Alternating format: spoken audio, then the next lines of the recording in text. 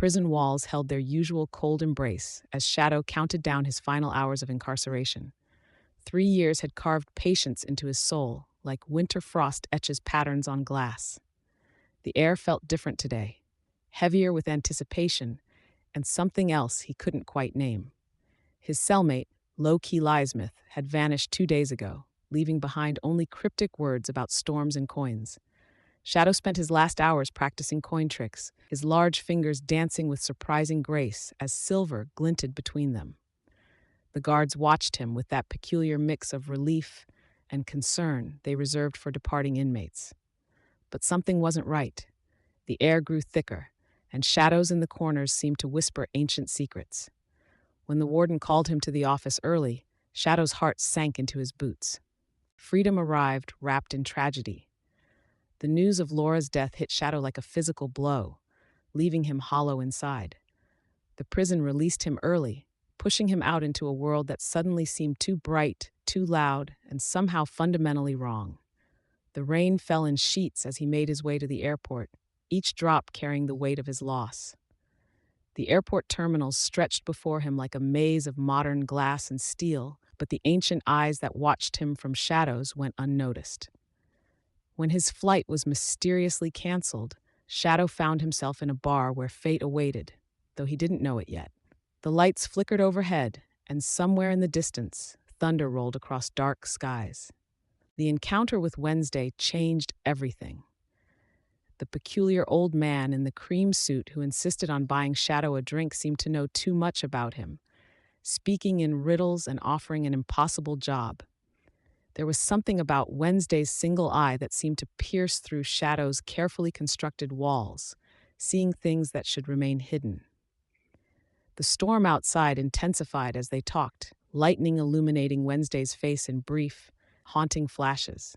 When the old man demonstrated his own coin trick, Shadow felt reality shift slightly sideways. The offer of employment hung between them like smoke in still air, and with it, the first whispers of a world Shadow had never known existed. As their plane finally took off through the storm, Shadow couldn't shake the feeling that he was flying not just towards a new job, but towards something vast and ancient that had been waiting for him all along. The journey to the house on the rock began in Wednesday's sleek black car, winding through Wisconsin's frost-covered landscapes. Shadow watched as his enigmatic employer tapped his fingers on the steering wheel, humming an ancient tune that seemed to make the air vibrate. The tourist trap, as Wednesday called it, emerged from the mist like a bizarre architectural fever dream. Inside, the dimly lit corridors twisted and turned, filled with collections of peculiar automatons and mechanical orchestras that played ghostly melodies. The air grew thicker with each step, heavy with the scent of aged wood and metal, as if the very walls were breathing with ancient magic. In the deepest chamber of the house, Shadow encountered beings who defied reality. Chernobog's eyes gleamed like coal in the shadows, while Mr. Nancy's spider silk suit caught every flicker of light. The air crackled with tension as more arrived, gods and legends from every corner of the world, each carrying centuries of worship and belief in their weathered faces. Wednesday moved among them like a conductor before an orchestra, his single eye glinting with secret knowledge. Shadow felt the weight of their gazes, each one seeing through him as if reading ancient scripts written in his soul. The meeting grew heated, voices rising and falling like thunder, while outside a storm began to gather. The carousel room opened before them like a cavern of light and motion. Hundreds of creatures spun in an eternal dance. No horses here, but mythical beasts and forgotten monsters, their glass eyes catching the light like stars. As the gods mounted their chosen steeds, Shadow watched in awe as reality began to bend. The carousel spun faster and faster, its calliope music transforming into the songs of creation itself. Colors blurred, time stretched, and Shadow glimpsed things no mortal was meant to see. Worlds within worlds, powers beyond comprehension. When it finally stopped, he knew with certainty that his old understanding of reality had spun away with the carousel, leaving him with questions that burned like fire in his mind. As they left the house, Wednesday's smile held secrets darker than the gathering night. and Shadow couldn't shake the feeling that he'd just witnessed the opening moves of a game that would shake the foundations of the world. The old Chevy rumbled down the frost-covered highway as Shadow followed Wednesday's cryptic directions to the small town of Lakeside. The winter sun hung low, casting long shadows across the pristine snow-covered landscape. As he crossed the town limits, something shifted in the air, a warmth that seemed to defy the bitter cold outside. The quaint storefronts, decorated with twinkling lights despite the post-holiday season, gave off an almost supernatural glow. Hinzelman, an elderly man with twinkling eyes and an endless supply of local tales, intercepted Shadow before he could even park his car. The old-timer's welcome felt both genuine and somehow rehearsed, like a well-worn play performed countless times before.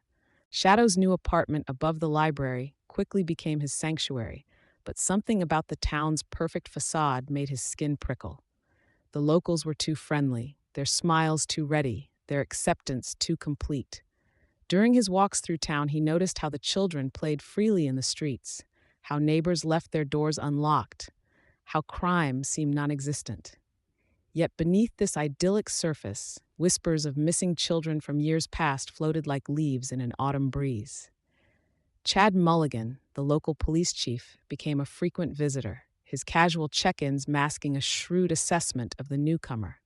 Meanwhile, the apartment's previous tenant had left behind curious marks on the walls, symbols that seemed to shift when viewed from the corner of one's eye.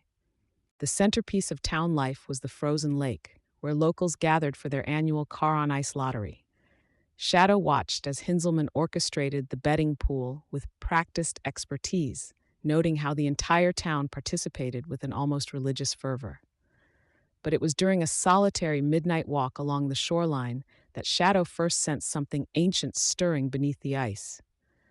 The lake's surface seemed to pulse with a faint bluish light, visible only when he wasn't looking directly at it.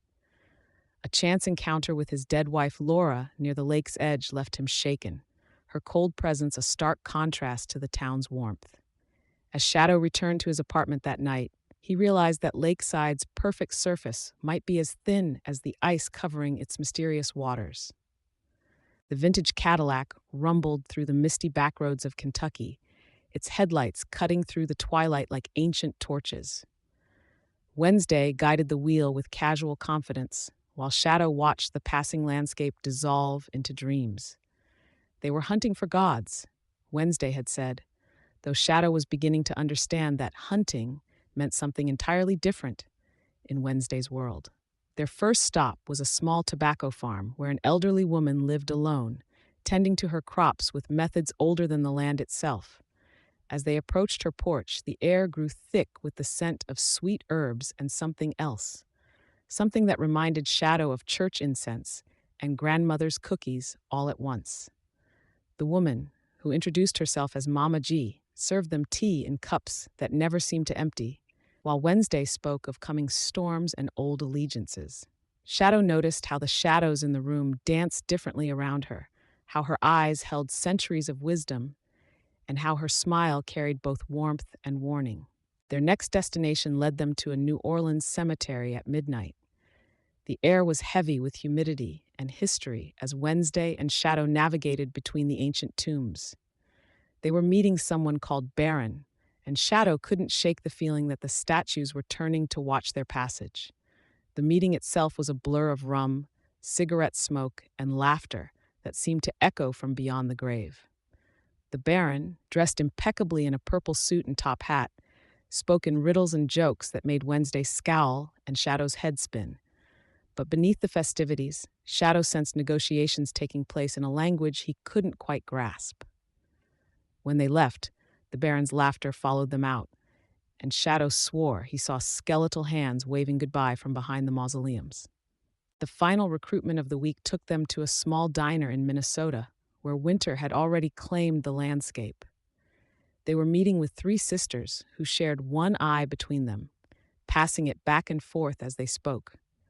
Shadow watched in fascination as Wednesday bargained with them, offering memories in exchange for their support.